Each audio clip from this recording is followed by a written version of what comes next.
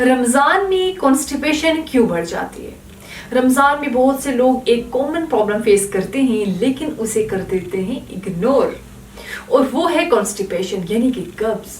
कुछ लोगों को इतनी सीवियर कॉन्स्टिपेशन होती है कि वो फिर मजीद बीमारियों को जन्म लेती है, यानी कि पाइल्स और फिशर तक डेवलप हो जाते हैं।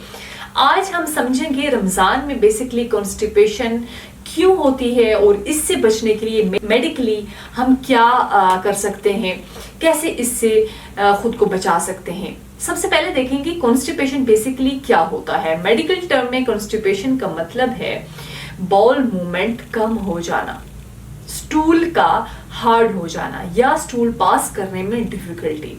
नॉर्मली अगर किसी को 3 से कम बाउल मूवमेंट पर वीक हो रहे हैं तो उसे कॉन्स्टिपेशन कंसीडर किया जाता है। रमजान में कॉन्स्टिपेशन क्यों बढ़ जाता है या क्यों होता है?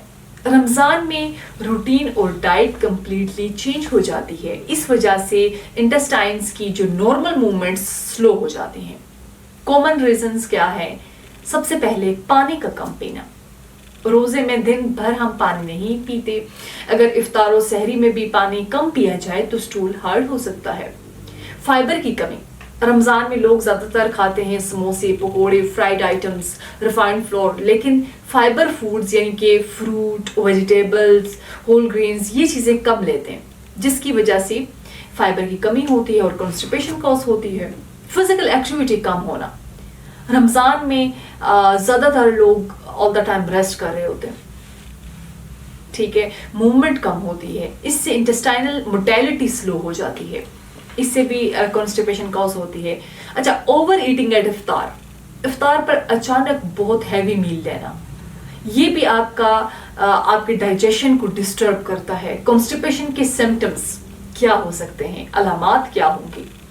आपको हार्ड स्टूल पास होगा, स्टूल पास करते वक्त पेन का होना, ठीक है, इनकम्प्लीट इवैक्यूएशन, आपको ब्लोटिंग हो सकती है, आपको एब्डोमिनल डिस्कम्फर्ट हो सकता है यानी कि पेट में दर्द हो सकता है। सीवियर केसेस में होता है कि आपको कॉन्स्टिपेशन के साथ मोस्टली पेशेंट को हेमोराइड्स डायग्नोस हो जाता है, यानी कि बवासीर वगैरह, एनल फिशर भी डेवलप हो सकते हैं। रमज़ान में कॉन्स्टिपेशन से बचने का क्या तरीका है? आप अपने वाटर इनटेक को इंक्रीज करेंगे, ठीक है। इफ्तार से सहरी तक कोशिश करें कि 7 से 8 गिलास पानी के लाजमी पिएं, ठीक है। बेस्ट रूटीन जो है, इफ्तार पर 2 गिलास आप ले लें, डिनर के बाद 2 से 3 गिलास पी लें, ठीक है, सहरी पर 2 से 3 गिलास पी लें, और फाइबर रिच डाइट लें।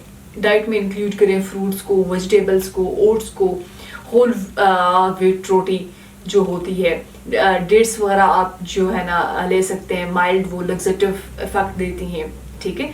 फिजिकल एक्टिविटी इफ्तार के बाद 15 से 20 मिनट, ये वॉक जो है आपकी डाइजेशन को इम्प्रूव करता है।